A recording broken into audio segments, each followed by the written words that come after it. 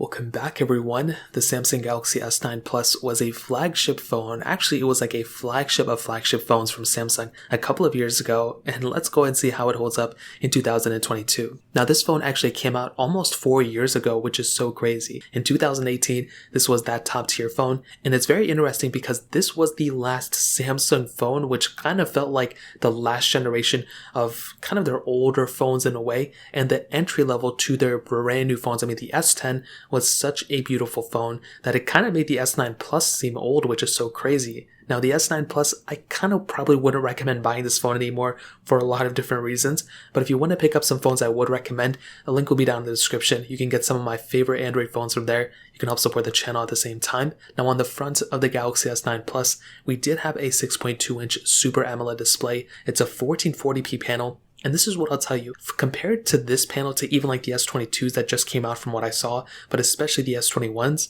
this panel is still pretty good. The things that it's missing though, no 120Hz, which is okay, but it's a higher resolution 1440p on this panel, which is actually really good. I think that's a very strong panel to have on this type of device. You have a little bit of bezel on the top and bottom, but it really isn't that bad. And I do think, for one, if you're planning on getting something like a Galaxy S9 Plus, you will not be complaining about the panel. It is seriously a really strong panel for sure. Now we do have USB Type-C on the bottom, which is very interesting because we still have Samsung DeX on this panel as well. And as I mentioned before, that is a really cool feature to have, and I'm surprised more manufacturers haven't started to develop something like Samsung DeX for really any other phones. I mean, it's pretty insane. We had a headphone jack on this phone as well, which is beautiful, and we had a micro SD card slot as well. Now, when you look at this phone and you compare it to phones back in 2018, maybe it wasn't super insane. I mean, we did have phones like the Note 9 that also had this type of I/O, but compared to phones and now, especially from Samsung, we don't really have micro SD card slots anymore. We don't have headphone jacks anymore.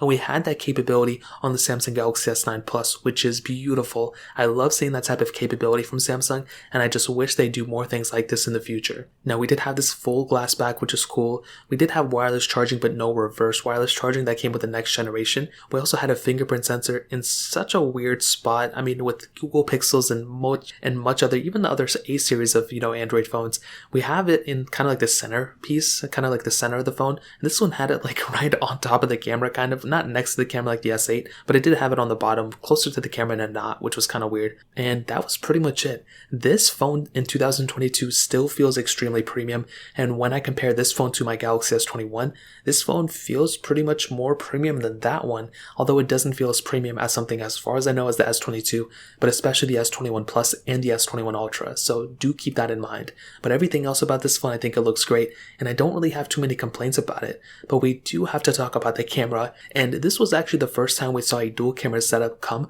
for something like the Plus series of Android, for Samsung especially. We did have a dual camera setup on the Note 8, but that didn't come for the S9 Plus until a couple months later. We did have that 12 megapixel wide angle lens, then a 12 megapixel telephoto lens, and this is the thing, we also had an 8 megapixel wide angle lens on the front with a 2 megapixel iris scanner. The thing about this camera though is that it's definitely interesting. We have the ability of zooming in a lot into a photo, and we have the ability of pretty much maintaining that wide angle lens, which is nice. We have 4K at 60 on the back, which is really cool. We have 1440p on the front, and I do think when it comes down to this camera setup, I don't think it's a bad camera. Like, I still think for some reason Samsung this era, from the S8 Plus onwards, even with the S7, they made some really strong panels, and I am a humongous fan of what Samsung did at this time. Is it amazingly amazing now? I mean, it depends how you look at it. The things that it's missing is that extra ultra-wide sensor, which I think is pretty important now. We also do not have 4K at 60 on the front, which is pretty much commonplace for all the new Samsungs we have. We're also missing things like 8K on the back, and the features that you have on this is actually kind of good. I think that's more of like a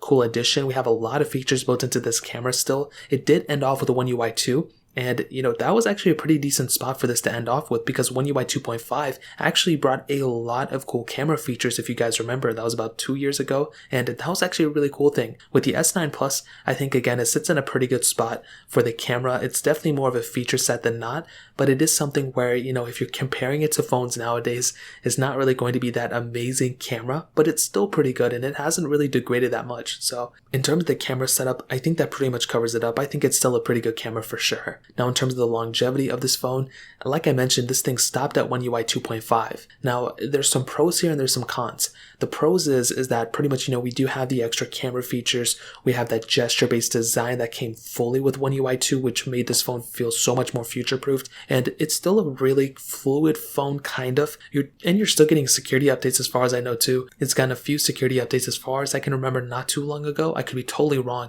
But the biggest problem with this phone is that it's not getting any more full OS updates.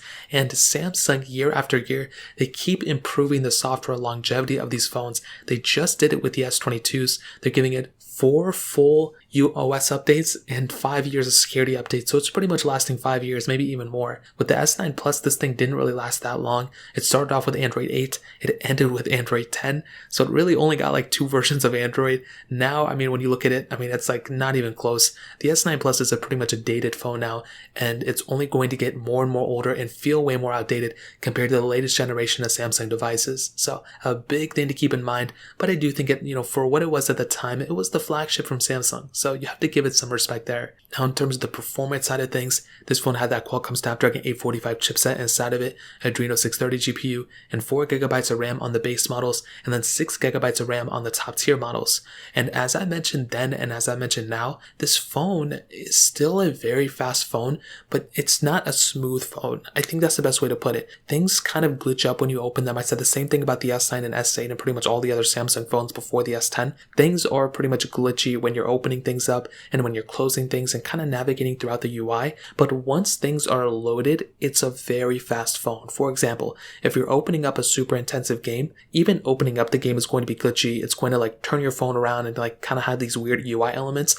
But after it's loaded, it's not really that bad of an experience. And this goes for not only heavy intensive games, but if you're split screen multitasking, if you're doing all sorts of things, it's a good performing phone. And I actually have, a lot of respect for someone like Samsung who's developing these phones, but I just don't like the software. And because this phone doesn't have 120 Hz, it makes things feel even more slower in a way. So I don't think that's the best example to give to it. I think it's still a pretty powerful phone, but I don't want to give the impression that this phone is, comparable to the Galaxy S22s or the S21s, because it's absolutely not, but it's not a slow phone either. Another big thing and a big disadvantage of this phone is the 4GB of RAM or the 6GB of RAM on the top tier model. Because this phone doesn't have a massive amount of RAM inside of it, you're really going to be outdated very soon as well. Games and apps are only getting bigger and bigger, so there's not really a huge point to pick up this phone in my opinion in terms of a performance segment, but I still think it can handle, everything you're going to throw at it pretty much okay, which is pretty interesting. So in terms of performance, that covers that. But now in terms of the battery life, funny enough, this was the Plus version of that year. You had a 3500 mAh battery inside of it. Now with the S21, we actually had a 4000 mAh battery in that phone,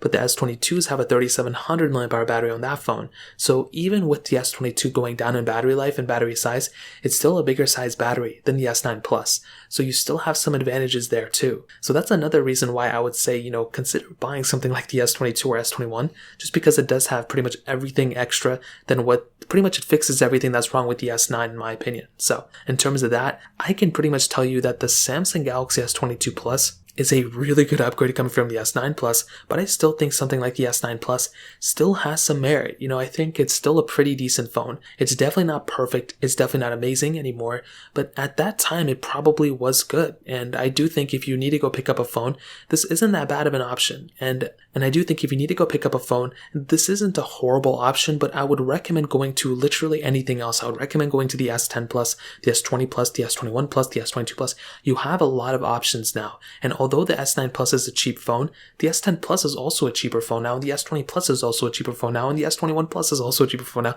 There are so many better options in my opinion that it pretty much just makes more sense to buy those phones than this one, to be honest. So that pretty much covers it. If you guys have any other questions or anything, let me know in the comment section below. Hit the like button, that would mean so much, but definitely hit that subscribe button. More importantly than everything else, I love every single one of you guys. Hopefully I'll catch you guys in the next video. Peace out till then.